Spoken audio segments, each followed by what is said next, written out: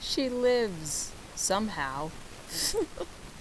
Yeah, I've been gone a while, and I already tried to do this like review slash rant slash script doctoring before, but it didn't work out. Anyways, welcome back to KD's commentary. As always, I'm KD, and today I'm going to be talking about why the movie The Lost Daughter is a terrible movie.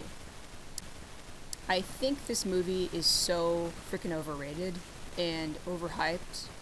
I honestly don't know why it is given so much praise because oh lord, this, starting with the blueprint, which is I would say known as the screenplay, the script. That's your blueprint. That's where you have the story. That's where you have the characters. That's where you have the actions and telling the frickin' actors and also cinematographers and director what to do. The blueprint itself is on paper, it was already crappy.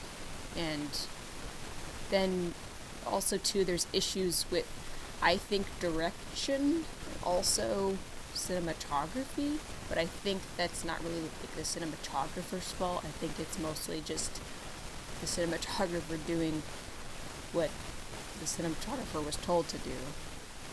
So I'm trying to keep this somewhat organized because I have so many thoughts about this. And so let me just give you a little bit of a lowdown of this movie. So The Lost Daughter is a film. It is written and directed by Maggie Gyllenhaal. And this is her directorial debut, and it is also her first screenplay, and it is based off of the book of, I believe, the same name. And so for people who have, this is their first time seeing my face, I went to school, and what I got my degree in was, I studied other things in the film world and the entertainment world. Well, what I focused on was screenwriting, movies, television, different genres, and one of the classes I took was adaptation. And let me tell you something, or let me just say something.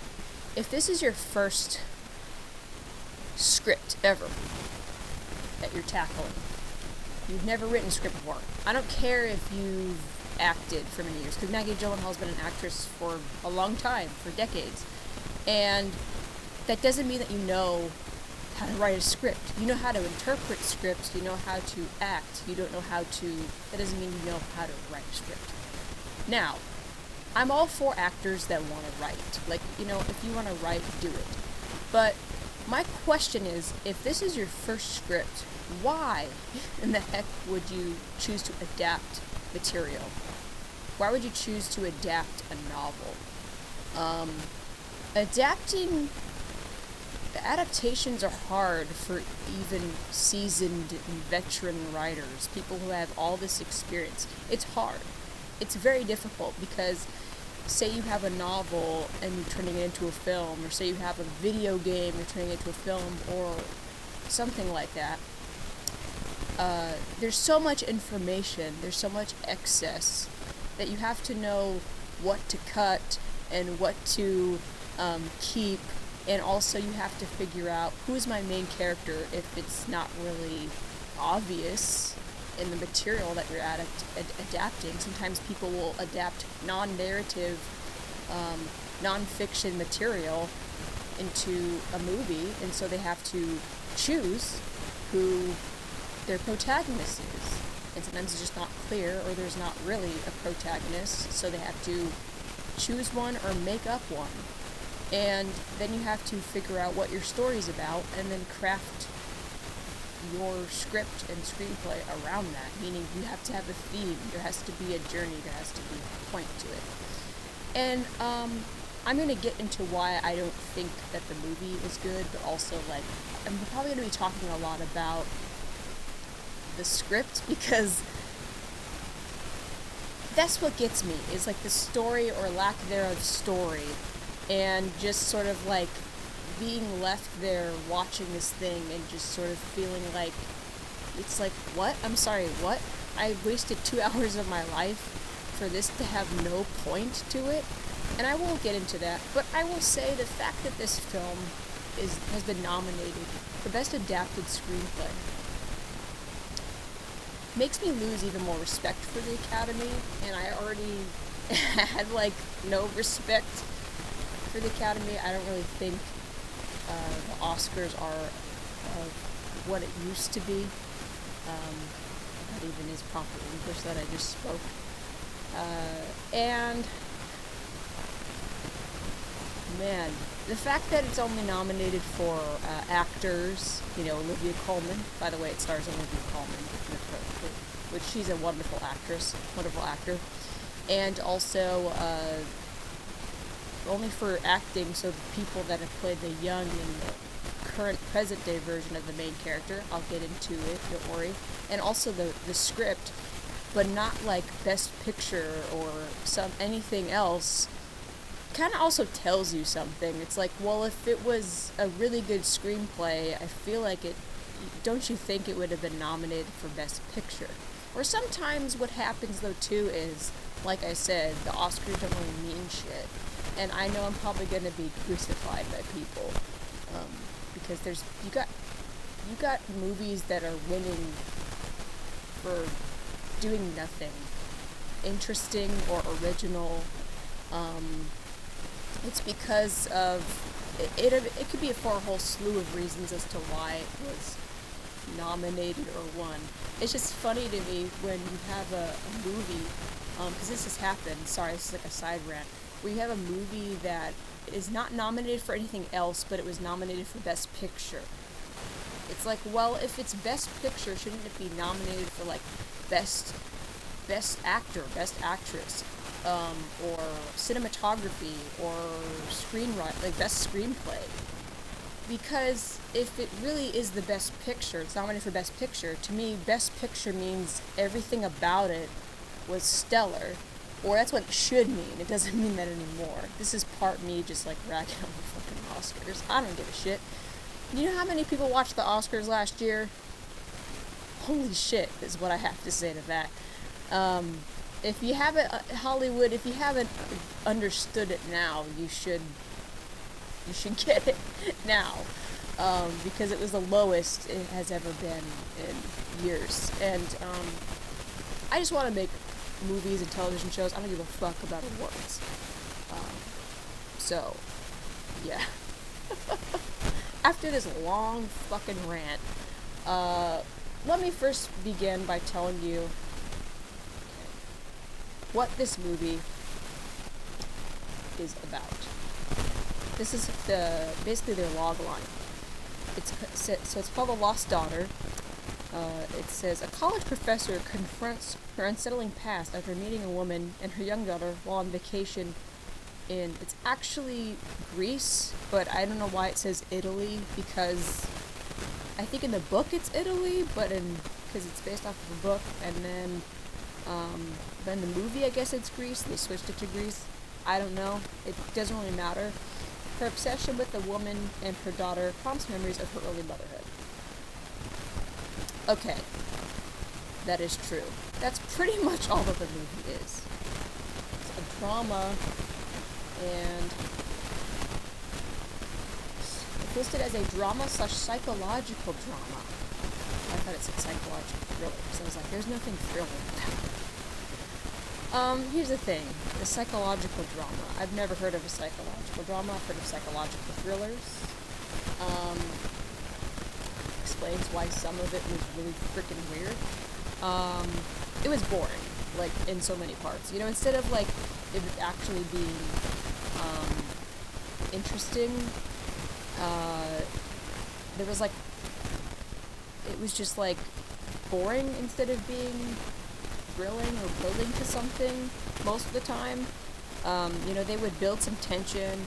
They'd have like this half-baked conflict, and what I mean by that is like they would create problems, and then but there's never like they don't revisit them. It's like, so you kind of built like that there's like a threat. Like, for instance, there's like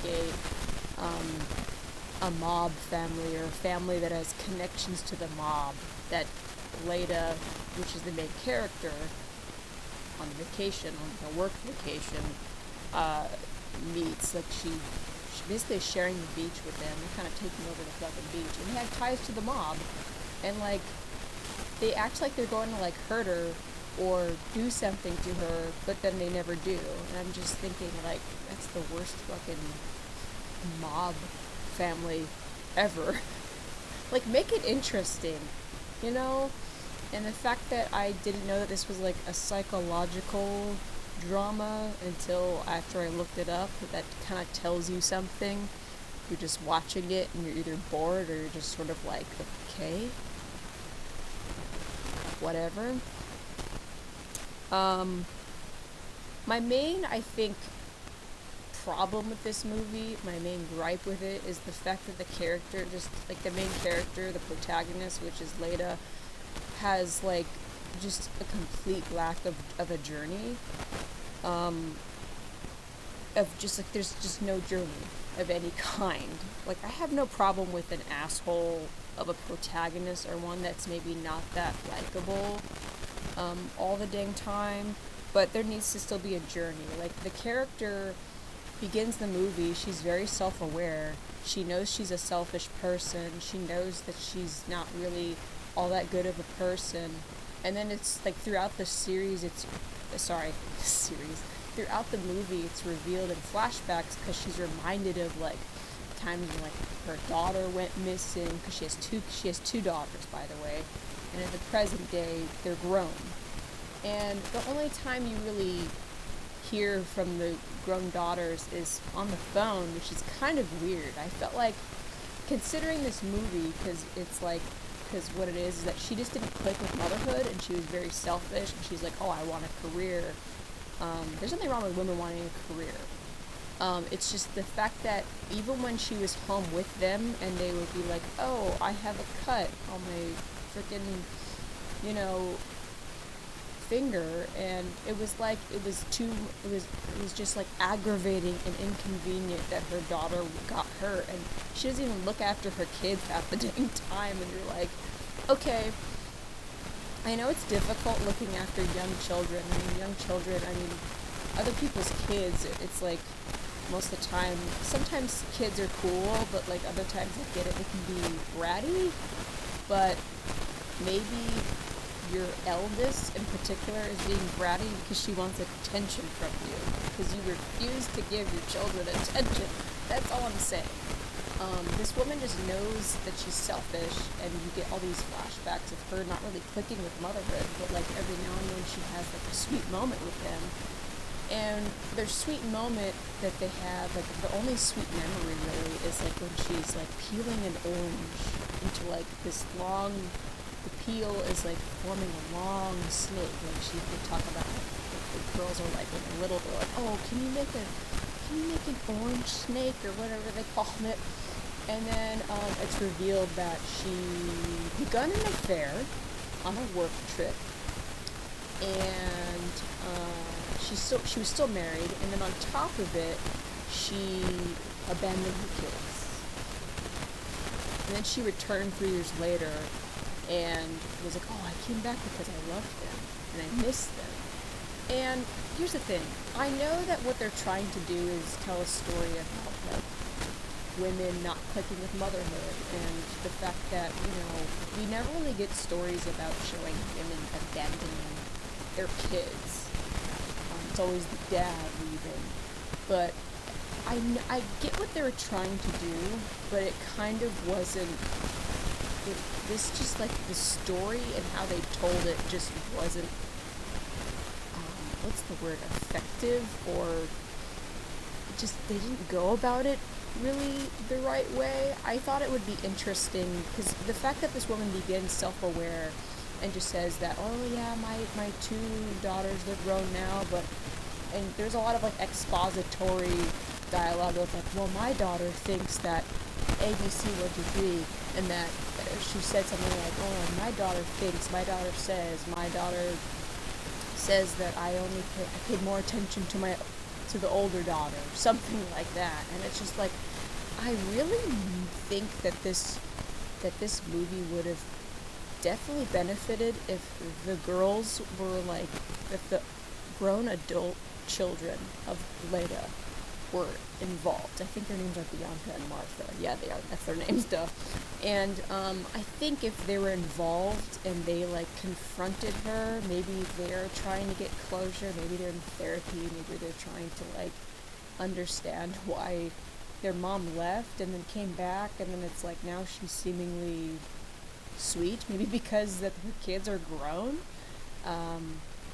Maybe the mom is just, I think the fact that it begins and ends with this woman, the protagonist being self-aware and just going like, oh yeah, I'm a selfish person, and just shrugging it off, that's not a good story, because the character didn't even like, all it was like, here's the thing, if you want to watch a movie where a woman is just having flashbacks to her young motherhood and not clicking with it and like all the shit that she did, be my guest. But it's not engaging.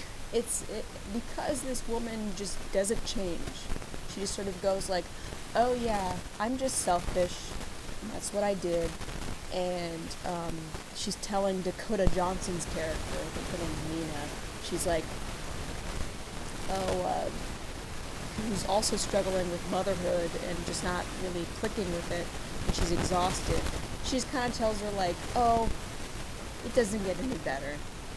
It's like, so how is this good closure?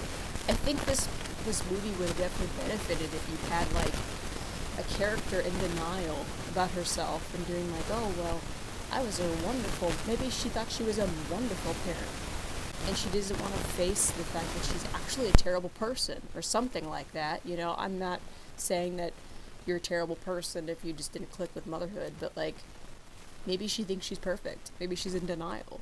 Maybe she thinks she was a wonderful parent. Maybe she thinks that what she did was the best for the fucking family. And then she ends with accepting herself.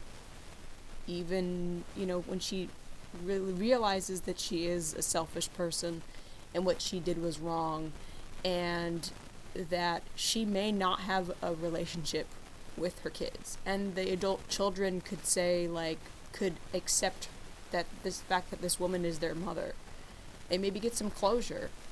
That would have been a more interesting movie. And yes, you could still have Dakota Johnson's character.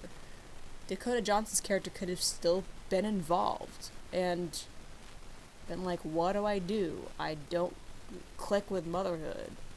And you could have still had all of those characters. It's just go about it a different way and add some things in, take some shit out, and you're golden, pony boy. And it's just kind of hard also too to get behind a selfish person, I think. For audiences to really rally behind that, especially it's a person who knows that they're selfish and doesn't care that they have caused hurt or trauma or pain due to their selfish behavior. And it kind of sounds more like a villain of the story. And I do like stories where it's like the protagonist is their own worst enemy, and it's man versus self or woman versus self. That's very good. But this woman wasn't even really at battle with herself. And maybe I'm missing something, but like, come on. Like, there's no epiphany. Like, maybe if there was an epiphany where she goes, oh, I am an asshole. Kind of like in The Wedding Singer, which, by the way, you should watch that movie. It's like, it's one of my favorite movies of all time. It's hilarious, and you will have a good time. I'm looking at my notes. Along with this not really having much story, or, like, a good story, of just, like, the character just is like, oh yeah, I'm selfish, and whatever. The fact that the way that this movie ends is like, which I think part of it is that people are saying that it's possible it's a afterlife thing, or she's hallucinating. where she calls up her daughters after almost dying, because she got stabbed. Because in this film, she takes the doll, the lost doll of a little girl, the daughter of Dakota Johnson's character, who's also having a rough time with motherhood, and she finds the lost doll and she just keeps it because it reminds her of the doll that one of her daughters had, and she's like, oh, I had a doll like that when I was little, and she just keeps it, and she buys new clothes for it and is gonna like clean it up, and it's crazy because she's caught with it. And she doesn't. If I was Leda, if I was Olivia Colman's character, I would have said like, "Oh, I found it. I just wanted to clean it up and put new clothes on it before I returned it to your baby girl, your daughter, or whatever." But she doesn't do that. Instead, she's just like, "I was playing. I'm just a selfish person. I don't know." And then Dakota Johnson stabs her, and I'm like, "What the fuck?" And then she gets in a car. She's been stabbed in like the stomach, and then it ends with like she passes out on a beach, and then she wakes up on the beach, and people are saying that it could be that an afterlife sequence, and she calls her daughters, and they're like happy to hear from her. We haven't heard from me in a while. And I'm thinking to myself, so these kids were not forever or for a long time fucked up by what their mother did many years ago. And then she randomly finds an orange, and it's just like, like, come on, man. Come on. Really? You can go after a Hollywood production because, like, you're paid a bunch of money just to, like, fuck this shit up. Like, come on. When there's, like, a billion other good scripts out there that deserve to be made into films, but oh no, we have to turn in like this fucking weird ass movie into a Netflix film, and it's shit, but we're gonna say that it's great. The cinematography, I'm surprised that the phony weird ass Oscars didn't like nominate that for cinematography because it was terrible. There's moments where it's so like Maggie Gyllenhaal seems to really like extreme close-ups, but sometimes they can work, but when it's so close you can't even tell what you're looking at for a second and you're confused, then it's disorienting, and it just tells me that you're doing extreme close-ups just for the sake of it. You're like, oh, it'd be really cool or artsy as fuck, man, if I just do extreme close-ups. No. You need to have a reason to do your extreme close-ups. Especially when I'm like looking, there's a scene in a flashback where the young Leda is like, is just masturbating at her computer while her kids are like right there, and they interrupt her. And I'm like, please wash your fucking hands. What is wrong with people? I think you might be like watching this thinking, what is wrong with people? And you won't be just saying that in regards to Leda, but you'll be saying that in regards to what is wrong with people that they let them make this fucking movie. So another thing about this movie is it has forced symbolic meaning. I have to say that repetition of objects simply appearing isn't enough to create a meaningful symbol. Alright? I would say the two symbols are the doll and the orange, which I guess the orange is okay. It's just I was sick of fucking looking at oranges. It's like all it really means is like, oh, like we had such a great time with my kids when we were peeling those orange peel snakes. They don't talk like that, but whatever.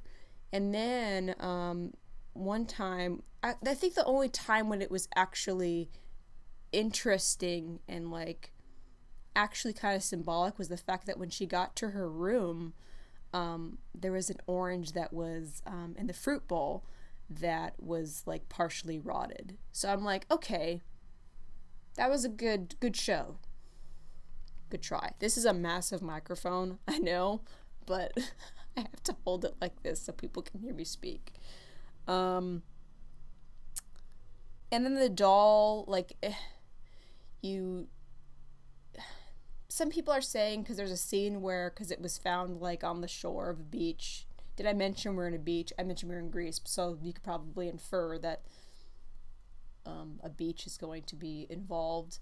The doll was found, like, on the shore, pretty much. I guess it washed up shore, and there's a scene where, like, a worm just, like, crawls out of its mouth. I'm like, does that mean that the daughter... Some people are saying that that possibly means the daughter that went missing, meaning one of Leda's daughters, ended up dead.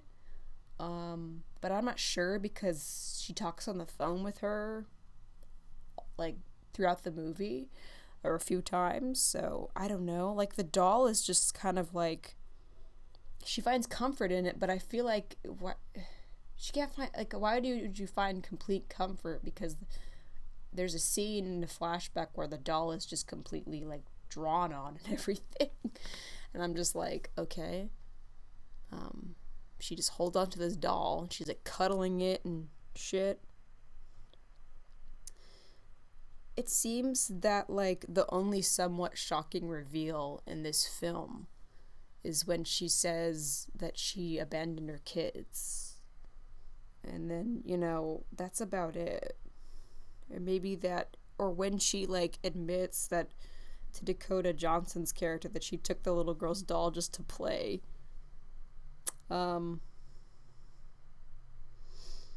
It's like, which gives some clarity as to why she kept it for so long, in a way. But, you know, the explanation that she gives is just like, I'm a terrible person, essentially, in Cliff Notes version. Some may be telling me, you know, I think it's a boring-ass movie.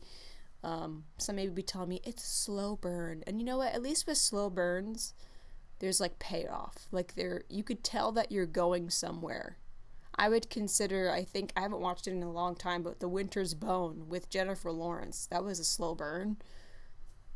We were led to somewhere. But this shit, oh my god, like, you need to have payoffs, you need to have reveals, you need to build to something, only for someone to just go from being, like, beginning of the movie, I'm a selfish person.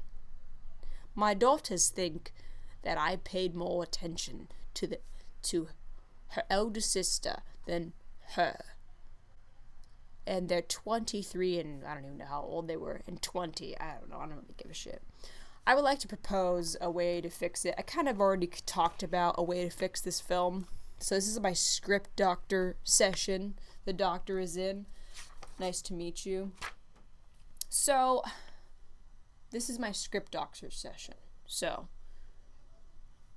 it begins as follows. If this woman went on a work vacation, was minding her own business, then was reminded of her time with her daughters via Nina, Dakota Johnson's character, and the little girl, then was having flashbacks, and she discovers the bad orange somewhere in this, you know, part of the film, you know, because it's kind of like, oh yeah, like the bad times, and like how it, like, you know, symbolizes, like, yeah, like the orange was a good symbol of, like, a good memory with my kids. But then again, if it's a rotting orange, it's the beginning. She's realizing, oh yeah, maybe I was a bad mom, whatever. So then she receives a phone call. So maybe, sorry, she drinks a bit and she returns to her room, falls asleep, and she receives a phone call from one or both of her daughters, wanting to talk to her, meet up with her, because she's in therapy and needs closure. I kind of already talked about that.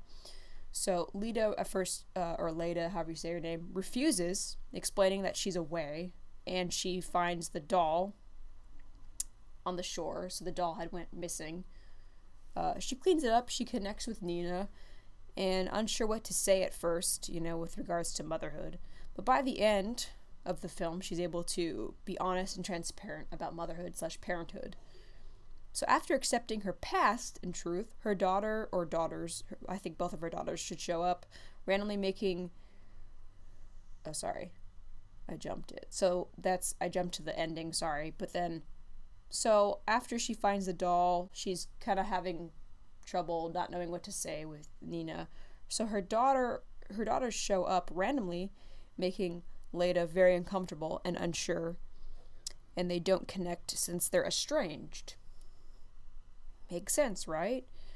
After a rough first encounter, Leda retreats to her room for the night, drinks again, sees the damn doll because she had just taken it.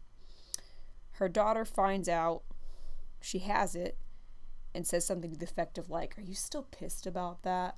That I, wrote all over the freaking doll?" Then the daughters push their mom to talk more about her past. Only Nina shows up, catching Leda with the doll, and her there with her daughters.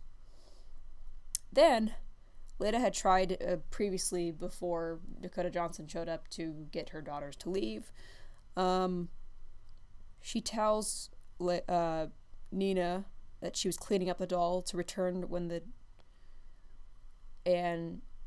the daughters had started to leave, but they're on the back porch, so they're hearing everything, but they kind of started to leave. So they go on the back porch or whatever, and Leda asks if it gets easier, meaning motherhood, and Leda says no, and admits to abandoning her kids. Also, I would reduce a lot of flashbacks. I put this note and an asterisk next to it. The daughters get closure, upon hearing that, like, she's admitting to abandoning her kids. And Leda explains that she's sorry and that she's a bad mom. She says something to the effect of, "This is not perfect. I don't know what it is, not being able to be there. I love you girls, always have. That's why I came back to you. Please know that, because it's true."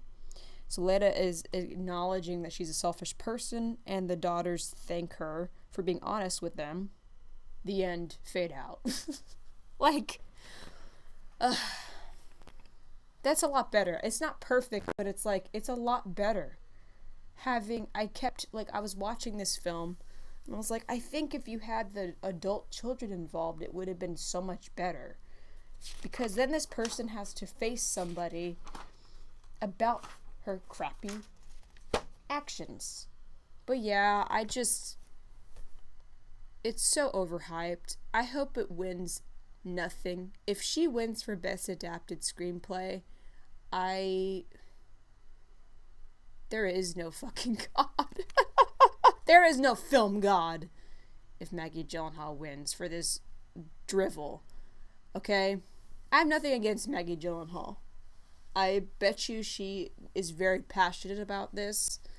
I bet you everybody involved is passionate about it. Because Olivia Colman doesn't have to do stuff she doesn't want to. This woman has so much, like, notoriety. She has an Oscar, okay? She won for The Favorite. That's a 12 times better movie, and it was actually a bit experimental, okay?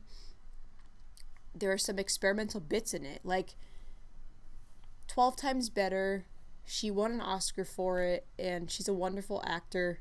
There are better stories for you to do. And same with Dakota Johnson. There's better shit for you to do. I thought they did a good job in the film acting-wise. Acting was great, but the actual story and the execution of this film, I'm just like, what the hell? What the fuck? Pardon my French, but what the fuck? I'm sorry if this was all over the place. I just had to get it off my chest.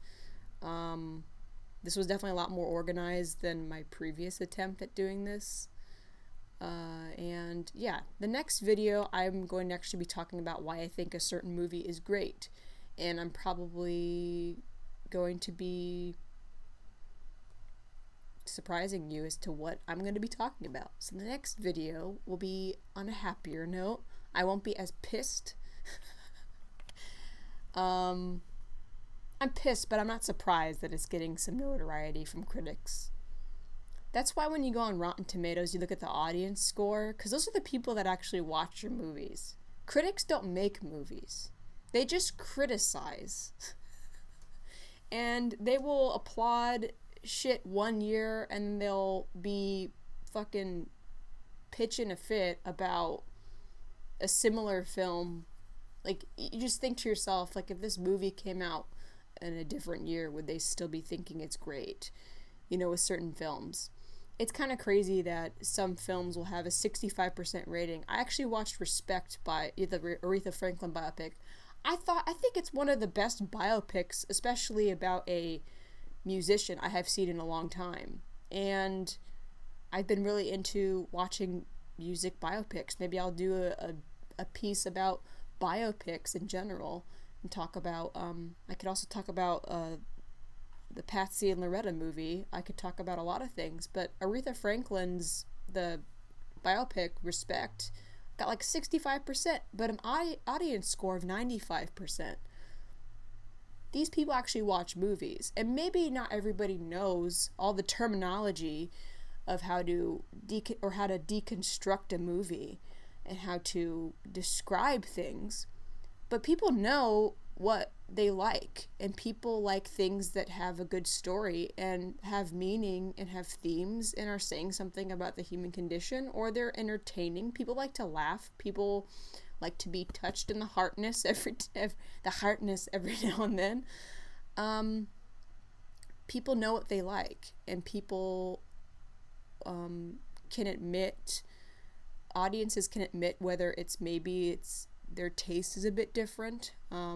And I can definitely say that this movie, on paper, is crap. And maybe I didn't get it. Oh, you just don't get it. I just love it when people say that, oh, well, you just didn't get the film.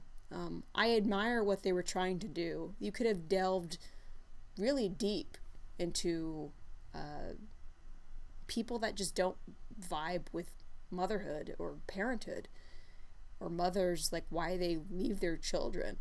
But it just wasn't, the character didn't go on a journey, so it's like, why the fuck should I care? You know? They just didn't go about it the right way. I admire the attempt, and I can give props and a couple claps for that, but the execution is crap. And let me know what you think about this movie. You know my thoughts on it.